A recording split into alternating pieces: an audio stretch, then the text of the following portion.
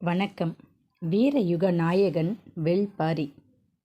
முறிந்த காலிலும் திருகிய கையிலும் கட்டு போடப்பட்ட அவன் ஊர் மந்தையில் படுக்க வைக்கப்பட்டிருந்தான். 2 மாதங்கள் கடந்துவிட்டன. இதுவே பரம்பின் வைத்தியனாக இருந்தால் பாதி நாட்கள் கூட ஆகியிருக்காது. திரையர்கள் உடல் வலிமையில் இணையற்றவர்கள்தான்.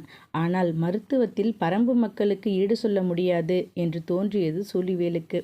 கட்டுகள் கழட்டப்படும் நாளுக்காக காத்திருந்தான். தூதுவையின் குரல் அவனுக்கு மிகவும் தேவைப்பட்டது. அவள் அருகில் வரும்போதெல்லாம் தேக்கன் தான் நினைவுக்கு வந்தான். காட்டில் மனிதன் எந்த சவாலையும் எதிர்கொண்டு வாழும் பயிற்சியை அளித்தது தேக்கன்தான். எந்த சூழலையும் வெல்லும் வித்தையை அவன்தான் கற்றுக் கொடுத்தவன். ஆனால் தன்னை சுற்றி எதுவும் நிகழாமல் மனம் ஏன் ஒடிந்து விழுகிறது? சிதைந்த மனம் கன நேரத்தில் எப்படி துளிர்த்தெழுகிறது? இதை பற்றி தேக்கன் எதையும் சொல்லித்தரவில்லையே. இயற்கையின் ஆதி ரகசியத்தை செடி கொடிகளிலிருந்து தான் கற்றுக்கொள்ள வேண்டுமா? வழுக்கு பாறையாக பார்வை மாறினால் பற்றி ஏற விழுது ஏது? நினைவு ஏன் கட்டுப்பட மறுக்கிறது? செடி கொடிகளுக்கும் விலங்குகளுக்கும் இப்படித்தான் நிகழுமா, அல்லது மனிதனுக்கு மட்டும்தானா? வினாக்கள் வினாக்களாகவே இருந்தன. திரையர்களின் உடல்வாகு கண்களுக்கு எப்போதும் மிரட்சியை உருவாக்குபவையாகவே இருந்தது. அவர்களின் பல செயல்களை சூழிவேலால் புரிந்து கொள்ள முடியவில்லை. அவனுக்குள் என்ன நடக்கிறது என்பதையே அவனால் புரிந்து கொள்ள முடியவில்லை. அவன் எப்படி திரையர்களை புரிந்து கொள்வான்? இடையிடையே ஊரின் நினைவு வந்து போய்க் கொண்டிருந்தது. நடுக்காட்டுக்குள் தான் இப்போதும் இருக்கிறோம். ஆனால் நம் காடு என்று தோன்றாமல் இருக்கிறது. தேக்கனும் மற்றவர்களும் பயிற்சி முடித்து எப்போது ஊர் திரும்புவார்கள்? நாம் அதற்கு முன் திரும்பி விடுவோமா என்று எண்ணிக்கொண்டிருக்கும் போது பெரும் சத்தத்துடன் ஒரு இளைஞனை தோளில் வைத்து தூக்கி வந்தனர். மேலெல்லாம் குருதி சிந்தியபடி இருந்தது. அவன் கைகளில் ஏதோ ஒரு இலையை வைத்திருந்தான். மந்தையில் பெரியவர்கள் உட்கார்ந்திருந்தனர். ஊரே கூடியது. உள்ளே என்ன நடக்கிறது என்று சூழிவேலுக்கு தெரியவில்லை. ஆனால் எல்லோர் முகங்களிலும் பெரும் மகிழ்ச்சி இருந்தது. நல்ல செயல் நடைபெறுகிறது என நினைத்து கொண்டான். மறுநாள் காலையில் தூதுவை அவனை பார்க்க வந்தபோதுதான் சொன்னாள். அவன் காட்டெருமையை வீழ்த்தி வெற்றி இலையை பறித்து வந்தான். அதனால் ஊரே அவனை கொண்டாடியது. எத்தனை பேர் சேர்ந்து வீழ்த்தினார்கள் என கேட்டான். ஒரே ஆள்தான் வீழ்த்தினான் என்று சொன்னாள். ஒரே ஆள் ஒரு காட்டெருமையை எப்படி வீழ்த்த முடியும்? நீ சொல்வது நம்பும்படியாக இல்லையே என்றான். எந்த ஆயுதமும் வைத்து கொள்ளலாம். ஆனால் தனியொருவனாக காட்டெருமையை வீழ்த்தி மலைமுகட்டில் இருக்கும் வெற்றி இலையை பறித்து மந்தைக்கு வந்து சேரும் வீரனைத்தான் திரையர் குலப்பெண் ஏற்றுக்கொள்வாள். இல்லை என்றால் எந்த பெண்ணும் அவனை ஏற்க மாட்டாள் என்றான். சூழிவேலால் நம்ப முடியவில்லை. தனியொருவனாக எப்படி காட்டெருமையை வீழ்த்த முடியும்? நீ பொய் சொல்கிறாய் என்றான். இதே மந்தையில்தான் நான் வந்து சொன்னேன். ஒருவன் பச்சை செடியை எரிய வைக்கிறான், பறவையை மயங்க வைக்கிறான் என்று. நம்பும்படியாகவா இருக்கிறது என்று கேட்டார்கள். அதுதானே உண்மை. அதே போலதான் இதுவும். அப்போது அவர்கள் நம்ப மறுத்தார்கள். இப்போது நீ நம்ப மறுக்கிறாய் என்றாள். சூழிவேலால் இந்த உண்மையை ஏற்றுக்கொள்ள முடியவில்லை. எவ்வளவு வலிமை வாய்ந்தவனாக இருந்தாலும் தனியொருவனாக எப்படி காட்டெருமையை அடக்க முடியும் என்று தன்னைத்தானே மீண்டும் மீண்டும் கேட்டுக்கொண்டே இருந்தான். நீண்ட நேரம் கழித்து அவள் மண்வட்டியில் ஊன் சோறு கொண்டு வந்து கொடுத்தாள். மலையரிசி சோற்றுக்கு ஊடே பெரும் கரித்துண்டங்கள் கிடந்தன. மிகவும் சுவைத்து தின்றான். சோற்றுக்குள் கிடப்பது அவன் வெற்றி கொண்ட காட்டெருமையின் கறி என்றாள். அவள் சொன்ன உண்மை சூழிவேலின் வயிறு வரை வந்து சேர்ந்தது. ஆனாலும் அவனால் நம்ப முடியவில்லை. காட்டெருமைகளிடமிருந்து விலகிச் செல்லவும் விரட்டினால் தப்பிக்கவும் தானே நமக்கு தெரியும். அதை எப்படி வீழ்த்த முடியும் என்று காட்டெருமையின் கரியை உண்டு கொண்டே சிந்தித்தான். உண்டு முடித்ததும் அவள் தான் கொண்டு வந்த வெற்றி இலையை கொடுத்தாள். காட்டெருமை கறி தின்றால் அதை போலவே நாமும் இலைத்தழைகளை தின்ன வேணுமா என்ன என்று கேட்டான். காட்டெருமையின் கறி மிகவும் வலிமை வாய்ந்தது. அது செரிக்க வேண்டுமானால் வெற்றி இலையை உண்ண வேண்டும் என்று சொல்லியபடி நீட்டினாள். வெற்றி இலையை வாங்கி மெல்லத் தொடங்கினான். அதன் காரச்சுவை மிகவும் பிடித்து போனது. அவன் மெல்வதை நிறுத்தவே இல்லை. கேட்டு வாங்கி தின்று கொண்டே இருந்தான். அவனுக்கு கொடுப்பதில் அவளுக்குள் ஒரு மகிழ்ச்சி. கொஞ்சம் கொஞ்சமாக சிவக்கத் தொடங்கும் அவன் உதடுகளை பார்க்கும் ஆர்வத்தில் இருந்தன அவள் கண்கள். அவன் மீண்டும் மீண்டும் கை நீட்டினான். காட்டெருமையை விட அதிகமாகவே தின்றுவிட்டாய், போதும் என்று சிரித்தபடியே சொல்லிவிட்டு போய்விட்டாள். உடல் நன்கு தேறிவிட்டது. எழுந்து நடக்கவும் ஓடவும் தாவி குதிக்கவும் உடலை தயார் செய்தான். உள்ளம்தான் அதற்கு எதிராக செயல்பட்டு கொண்டிருந்தது. தில்லை மரத்தின் புகை இல்லாமலே காதல் கண்ணை கட்டியது. ஒரு மாலை வேளையில் தான் வந்து சேர்ந்த அந்த பாறையை பார்த்தபடி ஆற்றோரம் உட்கார்ந்திருந்தான். தூதுவையும் அந்த இடத்துக்கு வந்தாள். இருவரும் பேசிக்கொள்ளாமல் நீண்ட நேரம் உட்கார்ந்திருந்தனர். அமைதி பெரும் பாறையாக உருத்திருண்டு நின்றது. இப்போது இருவரும் அதன் இடுக்கில் சிக்கியிருந்தனர். பாறையை நகர்த்தி வெளியேற இருவருக்கும் விருப்பமில்லை. எண்ணங்கள் எங்கெங்கோ போயின. அதுவும் சுகமாகத்தான் இருந்தது. பேசிக்கொள்ளாமலேயே அவள் எழுந்தபோதுதான் அவன் கவனித்தான். அவளின் வலது தோள்பட்டையின் மேல்புறத்தில் உள்ளங்கை அளவுக்கு கரும்பச்சை நிற மச்சம் ஒன்று இருந்தது. அதன் ஒரு பகுதியை அவளது மேலாடை மறைத்திருந்தது. அதை பார்த்தபடி என்ன இது என்று கேட்டான். அதுவா, வெற்றி இலை மச்சம் என்று சொல்வார்கள். எங்கள் குலத்தில் நிறைய பேருக்கு இது இருக்கும் என்று சொல்லியபடி அவள் புறப்பட்டாள். மனதுக்குள் நிகழ்ந்து கொண்டிருக்கும் உரையாடலை பேச்சு கொடுத்து கலைக்க அவள் விரும்பவில்லை. நாட்கள் சென்றன. அடுத்த இளைஞன் காட்டெருமையை வேட்டையாடுவதை பார்க்க வேண்டும் என்று அவன் காத்திருந்தான். அந்த நாளும் வந்தது. ஊராரோடு சேர்ந்து அவனும் காட்டின் உச்சிப்பாறைக்கு சென்றான். எல்லோரும் முகட்டின் மேல் இருந்த பாறையில் ஏறி உட்கார்ந்தனர். இரு மலைகள் சரிந்து இணையும் பகுதி. நடுவில் நீர் சிரித்து ஓடிக்கொண்டிருந்தது. அதில் தண்ணீர் குடிக்க காட்டெருமை வரும் என்று ஓடைக்கரையில் அந்த இளைஞன் காத்திருந்தான். நீண்ட நேரத்துக்கு பிறகு காட்டெருமை ஒன்று ஓடை நோக்கி வந்து கொண்டிருந்தது. மலை முகட்டிலிருந்து ஊராரோடு சேர்ந்து சூழிவேலும் அதை பார்த்தான். உண்மையிலேயே தனித்த ஒருவன் காட்டெருமையின் அருகில் போய்க் கொண்டிருக்கிறான் என்பதை அவன் கண்கள் நம்பவில்லை. போகிறவனின் இடுப்பில் இரு பெரும் ஆயுதங்கள் இருந்தன. அவன் காட்டெருமையை நீர் குடிக்க விடாமல் குறுக்கே போய் மறிக்க முயன்றான். பார்த்து கொண்டிருந்த சூழிவேலுக்கு மெய் சிலிர்த்தது. அந்த காட்டெருமையின் உயரம் மலைமுகட்டிலிருந்து பார்க்கும்போதே அச்சம் தருவதாக இருந்தது. திருகியிருக்கும் அதன் கொம்புகள் யானையை குத்தி சாய்க்கக்கூடியது. அதன் முன்னேற்றி பாறையை நொறுங்கடிக்கக்கூடியன. அதை ஒருவன் தன்னந்தனியாக சந்திக்கப் போகிறான். சூழிவேலால் நிற்க முடியவில்லை. அதன் பாதையில் குறுக்கிட்ட அந்த இளைஞன் ஏதோ ஒன்று செய்து அதை சீண்டினான். அது அவனை விரட்டத் தொடங்கியது. நீரோடையை தாண்டி மலையின் எதிர்ப்புறம் ஓடத் தொடங்கினான். அது 4 கால் பாய்ச்சலில் வீறு கொண்டது. அவன் மலைப்புதருக்குள் படுவேகமாக மேலேறினான். காட்டெருமையின் ஓட்டத்தை விட அவனுடைய ஓட்டத்தின் வேகம் கூடுதலாக இருந்தது. அது காட்டெருமையை மேலும் வேகப்படுத்தியது. பார்க்கும் காட்சியை சூழிவேலால் நம்ப முடியவில்லை. ஒருவன் காட்டெருமையை விட வேகமாக ஓடுகிறான். அதுவும் மலைச்சரிவில் மேல் நோக்கி ஓடுகிறான். பாதை இல்லாமல் புதருக்குள் பீத்து கொண்டு ஓடுகிறான். எப்படி இது முடிகிறது? நம்பவே முடியவில்லை. பலமுறை பார்த்து பழக்கப்பட்ட ஒன்றை திரையர்கள் இயல்பாக பார்த்து கொண்டிருந்தனர். சூழிவேலால் ஒரு கணம் கூட தாங்க முடியவில்லை. திரையர்களின் உடல் வலிமையையும் வேகத்தையும் வந்த நாள் முதல் பார்த்து கொண்டேதான் இருக்கிறான். ஆனால் மலையில் விலங்குகளைப் போல செடிகொடிகளுக்கு இடையில் அறுத்தெறிந்து எப்படி ஓட முடிகிறது? அவன் அருகில் இருக்கும் திரையர்களின் உடல் அமைப்பை உன்னிப்பாக கவனிக்கத் தொடங்கினான். அவர்களது காலடி ஒரு சுளகு போல விரிந்து இருந்தது. சூழிவேலின் காலடியை விட 2 மடங்கு அகலமாக இருந்தது. வேகமாக மேலே ஏறிக்கொண்டிருந்தவன் சட்டென ஓரிடத்தில் வளைவு கொண்டு கீழ்நோக்கி திரும்பி சரசரவென ஓடையை நோக்கி இறங்கினான். காட்டெருமையின் ஆத்திரம் இன்னும் அதிகமானது. இறங்கத் தொடங்கியதும் அதன் வேகம் கூடுவது போல் இருந்தது. 2வது முறை குதித்து பெரும் புதரை தாண்டி அவன் முதுகுக்கு நேராக அதன் தலை இறங்கிக் கொண்டிருந்தது. எந்த கணத்தில் அதைவிட அதிகமான தொலைவை அவன் தாவி கடந்தான் என்பதை சூழிவேலின் கண்கள் கண்டுணரவில்லை. மிக வேகமாக முன்னால் வந்து ஓடையை தாண்டி எதிர்ப்புற மலையின் மீது ஏறினான். அதன் மூச்சில் அனற்காற்று சீறியது. கொம்புகளில் அடிபட்டு குறுமரங்கள் முறிந்து கிடந்தன. அவன் மின்னல் வேகத்தில் ஓடிக்கொண்டிருந்தான். நம்ப முடியாத காட்சிகளை வாழ்க்கை சூழிவேலுக்கு காண்பித்து கொண்டிருந்தது.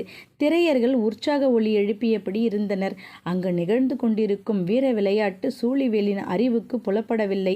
ஓடுபவன் மேலும் கீழுமாக 3 முறை ஓடையை கடந்து ஓடினான். காட்டெருமையும் வெறிகொண்டு ஓடியது. அவனை தாக்கப் போகும் கணமும் தப்பிக்கும் கணமும் மிக மிக அருகில் இருந்தன. ஓடையை நோக்கி வேகமாக இறங்கிக் கொண்டிருந்த போது ஏதோ ஒரு மரத்தின் கிளையை பிடித்து போக்கு காட்டி ஒரு சுற்று சுற்றினான். அது குத்தி கீழே இறங்கிக் கொண்டிருந்தது. அவன் அதன் பின்புறம் இறங்கிக் கொண்டிருந்தான். புதர் அசைவில் என்ன நிகழ்ந்தது என துல்லியமாக தெரியவில்லை. அவ்வளவு நேரம் உட்கார்ந்து பார்த்து கொண்டிருந்த திரையர்கள் எழுந்து நின்று பேரொலி எழுப்பினர். அவன் மீண்டும் முந்திக்கொண்டு ஓடையை கடந்து மேலே ஏறத் தொடங்கினான். வந்த வேகத்தில் அது ஓடையை கடந்து மேலே ஏற முடியாமல் தவித்தது. அதன் ஓட்டம் குறையத் தொடங்கியது. திரையர்களின் வெற்றி கூச்சல் மேலும் பெருகியது. ஒரு கட்டத்தில் காட்டெருமையின் ஓட்டம் முழுமுற்றாக நின்றது. இப்போது அவனும் ஓட்டத்தை நிறுத்திவிட்டு இடுப்பில் இருந்த 2 ஆயுதங்களையும் கைகளில் ஏந்தத் தொடங்கினான். ஒரே இடத்தில் நின்றபடி அது அவனை நெருங்க விடாமல் குத்த தலைப்பட்டது. அவன் விலகி விலகி சரியான வேளைக்காக காத்திருந்தான். திரையர்களின் கூட்டம் பேரொளியோடு ஓடையை நோக்கி இறங்கத் தொடங்கியது. என்ன நடக்கிறது என்று சூழிவேலுக்கு புரியவில்லை. அவனும் சேர்ந்து இறங்கினான். அவர்கள் அந்த இடத்தை அடையும் போது அவன் காட்டெருமையை முழுமையாக வீழ்த்தியிருந்தான். வந்த வேகத்தில் ஒரு கூட்டம் அவனை தோளில் தூக்கியது. மேலெல்லாம் மரக்குச்சிகளும் கொடிகளும் விளார் விளாராக சீவியிருந்தன. அவன் கதிரவனை பார்த்து நரம்பு முறுக்கி சிலிர்த்தான். வெற்றி இலையை பறிக்க அவன் தன் தோழர்களோடு போனபோது மற்றவர்கள் காட்டெருமையை வெட்டி எடுக்கும் பணியில் ஈடுபட்டனர். காட்டெருமையை அடக்கியவன் மாலைக்குள் மந்தையில் வெற்றி இலையை வைத்து மணமுடிக்க வேண்டும். எனவே அதற்கான அடுத்த கட்ட வேலைகள் வேகமாக நடந்தன. பொழுது சாய்வதற்குள் ஊர் மந்தைக்கு வந்து அவன் வெற்றி இலையை வைத்தான். பெரியவர்கள் என்னவென்று கேட்டார்கள். அவனுக்குரியவளை சொன்னான். அவளும் வெற்றி இலையோடு மேலேறினாள். ஊர்வட்டியில் இருவரும் வெற்றி இலையை மாற்றி எடுத்து கொண்டனர். ஊன் தயாரானது. கொண்டாட்டம் தொடங்கி இரவு முழுவதும் நீண்டது. வழக்கம்போல் மந்தையில் இருந்த அவனுக்கு ஊன் சோறும் வெற்றி இலையும் கொண்டு வந்தாள் தூதுவை. அவன் எதுவும் சொல்லாமல் வாங்கி சாப்பிட்டான். நான் சொன்னதை நேரில் பார்த்த பிறகுதான் ஊர் நம்பியது. நீயும் அப்படித்தானே என்று கேட்டாள். அவன் பதிலேதும் சொல்லாமல் இருந்தான். வாழ்வில் முதன்முறையாக தன்னால் ஒன்றை செய்ய முடியாது என்பதை ஏற்றுக்கொள்ளவும் முடியாமல் மறுக்கவும் முடியாமல் அவன் தடுமாறி கொண்டிருந்தான். அந்த தடுமாற்றத்தை அவள் உணர்ந்தாள். ஆனாலும் அவளின் நம்பிக்கையை வெற்றி இலையை கொடுக்கும்போது கைத்தொட்டு கடத்திவிட்டுத்தான் எழுந்தாள். நாட்கள் சென்றன. அந்த மலைச்சரிவுக்கு பல நாட்கள் போய் வந்து கொண்டிருந்தான். எப்போதாவது காட்டெருமைகள் வந்து நீர் குடிப்பதை தொலைவிலிருந்து பார்ப்பான். அதன் உருவ அமைப்பும் வலிமையும் முன்னேற்றியில் திரண்டிருக்கும் எலும்பின் திரட்சியும் பார்க்கவே அச்சம் தருவனவாக இருந்தன. ஒரு முறை அதை சீண்டி பார்க்க அருகில் போக முடிவெடுத்த கணமே அது விரட்டத் தொடங்கி படுவேகமாக மலை மேல் ஏறினான். அதன் வேகம் என்ன என்பது அப்போதுதான் அவனுக்கு புரிந்தது. மேல் நோக்கி ஏறும்போது அதன் வேகம் அதிகமாகிக் கொண்டே இருந்தது. ஏதேதோ வித்தை காட்டி இறுதியில் உயிர் பிழைத்து ஊர் வந்து சேர்ந்தான். மேலெல்லாம் செடிகளும் கொடிகளும் குச்சிகளும் கிழித்து எடுத்திருந்தன. வரும்போதே பச்சிலைகளை பறித்து கொண்டு வந்தான். அரைத்து பூசிக்கொண்டு படுத்தான். மனம் முழுவதும் காட்டெருமையின் பாய்ச்சலும் தூதுவையின் மீதான காதலும் சரிசமமாக இருந்தன. கிழவி ஒருத்தி அவன் அருகே வந்து உட்கார்ந்தாள். காட்டெருமையை வீழ்த்தப் போகிறவர்கள் வெற்றியிலையோடு வருவார்கள். நீ என்ன பச்சிலையோடு வந்திருக்கிறாய்? அவமானப்படுதல் அவனுக்கு அறிமுகமாகி கொண்டிருந்தது. பால் கொரண்டியை எரிக்கவும் பறவையை மயக்கவும் வித்தை தெரிந்தால் போதும், இதற்கு வீரம் வேண்டும் என்றாள். தொடர்ந்து மனம் சீண்டப்பட்டு கொண்டிருந்தது. அந்த இடத்தை கடந்து போன தூதுவை கிழவி இவனோடு இருந்ததை பார்த்து சிரிப்பொன்றை உதிர்த்துவிட்டு போனாள். இவனது கோபம் மேலும் கூடியது. கிழவியும் விடுவதாக இல்லை. காட்டுக்கோழியை கூட பிடிக்க முடியாதவன் காட்டெருமையை எப்படி பிடிப்பான் என்று அவளாக கேள்வி கேட்டுவிட்டு எழுந்து போய்விட்டாள். இவனால் தாங்கிக் கொள்ள முடியவில்லை. மறுநாள் அந்த மலைச்சரிவை நோக்கி மீண்டும் போனான். காட்டுக்கோழிகளின் கூவல் சத்தத்தை கடந்த அவனுக்கு கிழவி சொன்னது நினைவுக்கு வந்தது. ஏனோ காட்டுக்கோழியை பிடித்து பார்ப்போம் என்று தோன்றியது. மரக்கொப்புகளின் மீதேறி தாவி சென்று கொண்டிருந்தது. அது மீண்டும் பறக்கும் வேலைக்காக காத்திருந்தான் சூழிவேல். படபடத்து மேலெழுந்த காட்டுக்கோழி அவன் வீசிய கல்லால் சுருண்டு விழுந்தது. அதை போய் பார்த்துவிட்டு எடுக்காமல் போய்விட்டான். கிழவி நம்மை இவ்வளவு எளிதாக நினைத்து விட்டாளே என்று தோன்றியது. மாலையில் மந்தைக்கு திரும்பியதும் கிழவி அவன் அருகில் வந்தாள். கோழி எங்கே என்று கேட்டாள். நான் கோழியை அடித்து விட்டேன் என்று சொல்வது வீரனுக்கு அழகல்ல. அதே நேரத்தில் கோழியை கூட பிடிக்க முடியாதவன் என்று இவன் நம்மை பற்றி நினைத்திருப்பதையும் மாற்ற வேண்டும். என்ன செய்வது என்று சிந்தித்தான். எரிந்த இடத்தில் கிடக்கிறது, வேண்டுமென்றால் போய் எடுத்துக்கொள் என்றான். எடுக்க வேண்டியது நீதான், ஏன் எடுக்காமல் வந்தாய் என கேட்டாள். அவளது கேள்வியின் நோக்கம் அவனுக்கு புரியவில்லை. அதன் கால்களை பார்த்தாயா என்றாள். காட்டுக்கோழியின் காலின் பின்புறம் சிறுவிரல் ஒன்று இருக்கும். அதை போலவே காட்டெருமையின் பின்னங்கால் குழம்பின் பின்புறம் சிறு தசை ஒன்று வளர்ந்திருக்கும். சரியாக அந்த தசையை அடித்து விட்டால் அதன் பின்னங்கால் நரம்புகள் இழுத்து கொள்ளும். அதனால் காலை நகர்த்த முடியாது. இருந்த இடத்தில் இருந்துதான் போராடும். அதன் பிறகு அதை ஆயுதம் கொண்டு வீழ்த்திவிடலாம் என்று குறிப்பு சொன்னாள் கிழவி. சூழிவேல் அன்று பார்த்த காட்சியை நினைத்தான். 3 முறை மலைச்சரிவின் மேலும் கீழுமாக ஓடியவன் 3ஆம் முறை இறங்கும்போது சட்டென ஓரிடத்தில் விழுவதை பிடித்து சுழன்று காட்டெருமையின் பின்புறம் தாக்கியது இதைத்தானா என தோன்றியது. அவனின் கோபத்தை கிழவி தூண்டிய போது தூதுவை சிரித்து கொண்டே போனதற்கான காரணம் இப்போதுதான் அவனுக்கு புரிந்தது. மறுநாள் பொழுது மறைவதற்குள் சிறிது நேரத்திற்கு முன் சூழிவேல் மந்தையை நோக்கி தட்டு தடுமாறி நடந்து வந்தான். அவன் மேல் பழையபடி கீறல்கள், காயங்கள் இருந்தன.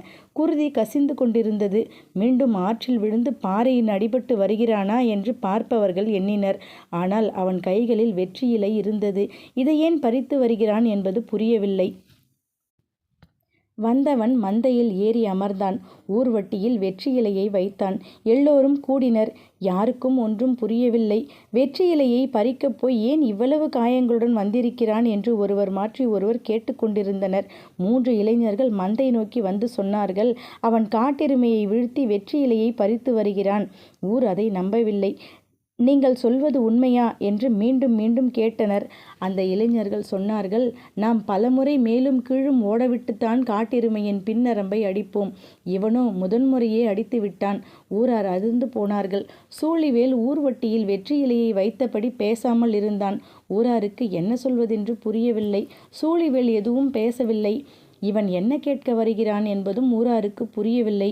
ஊரின் வயது முதிர்ந்த கிழவன் கூட்டத்தை விலக்கச் சொல்லி உள்ளே வந்தார். அவன் ஊர்வட்டியில் வைத்திருக்கும் வெற்றி இலை ஒன்றை எடுத்து திருப்பி பார்த்தார். அவர் கண்கள் வியப்பு கொண்டு விரிந்தன. அடுத்த வெற்றி இலையை எடுத்து பின்புறம் திருப்பி பார்த்தார். ஊரார்கள் அவரையே உற்று பார்த்து கொண்டிருந்தனர். அவரோ அவன் வைத்த அனைத்து வெற்றி இலைகளையும் எடுத்து திருப்பி திருப்பி பார்த்துவிட்டு பெருமூச்சு விட்டார். இவன் முன் வைத்துள்ளது அனைத்தும் ஆண் வெற்றிலை என்றார். திரையர்கள் திகைத்து போனார்கள். மிகச்சிலருக்கு மட்டும்தான் வெற்றி இலையில் உள்ள வேறுபாடுகள் தெரிந்தன. வெற்றியின் பின்புறம் இருக்கும் நரம்புகள் 3 ஏற்ற இறக்கம் இல்லாமல் ஒன்று போல இறங்கியிருந்தால் அது ஆண் வெற்றிலை. மேலே இருப்பது இறங்கியும் மற்ற நரம்புகள் விலகியும் இறங்கியும் இருந்தால் அது பெண் வெற்றிலை. சூழிவேல் ஊர்வட்டிலில் ஆண் வெற்றிலைகளை கொண்டு வந்து வைத்து விட்டான். இப்போது எதிர் வெற்றி இலையாக பெண் வெற்றிலையை ஊர் வைத்தே ஆக வேண்டும். என்ன செய்வது என்று சிந்தித்தனர். இனி புறப்பட்டு வெற்றிலை கொடி இருக்கும் மேல்காட்டுக்கு போவதற்குள் இருட்டிவிடும். அதன் பின் பெண் வெற்றி இலையை தேடி பறித்து வருவதெல்லாம் இயலாத செயல். ஆனால் பொழுது மறைவதற்குள் எதிர் வெற்றி இலையை வைக்க வேண்டும் என்பது ஊரின் மரபு. என்ன செய்யலாம் என்பதறியாது எல்லோரும் திகைத்து கொண்டிருக்கையில் தூதுவை மந்தை நோக்கி வந்தாள். இவள் ஏன் உள்ளே வருகிறாள் என்பது யாருக்கும் புரியவில்லை. அனைவரையும் விலகச் சொல்லியபடி நடுமந்தைக்கு வந்த அவள் ஊர்வட்டிலில் எதிர் வெற்றி இலையை வைக்க வேண்டிய இடத்தில் கால் மடக்கி அமர்ந்தாள். வலது தோள்பட்டையில் கிடந்த ஆடையை மெல்ல விலக்கியபடி சூழிவேலின் கண்களை நேர்கொண்டு பார்த்தாள். அவளின் தோளில் கரும்பச்சை நிற வெற்றி இலை மச்சம் இருந்தது. அதற்குள் ஓடிய நரம்புகள் ஒன்று போல் இல்லாமல் தான் இருந்தன. வியப்படைந்த கண்களில் மகிழ்ச்சி பூக்கத் தொடங்கியது. ஊருக்கு பின்னங்கால் நரம்பில் அடி விழுந்து சரிந்தது போல இருந்தது. எல்லோருக்கும் செய்தி புரிந்தது. திரையர்களுக்கு இணையான வீரன் என்பதை சூழிவேல் மெய்ப்பித்து விட்டான். இனி மறுத்து சொல்வதற்கு எதுவுமில்லை. கொண்டாட்டம் தொடங்கியது. காட்டெருமையின் கரியை ஊன் சொற்றில் பிசைந்தனர் திரையர்கள்.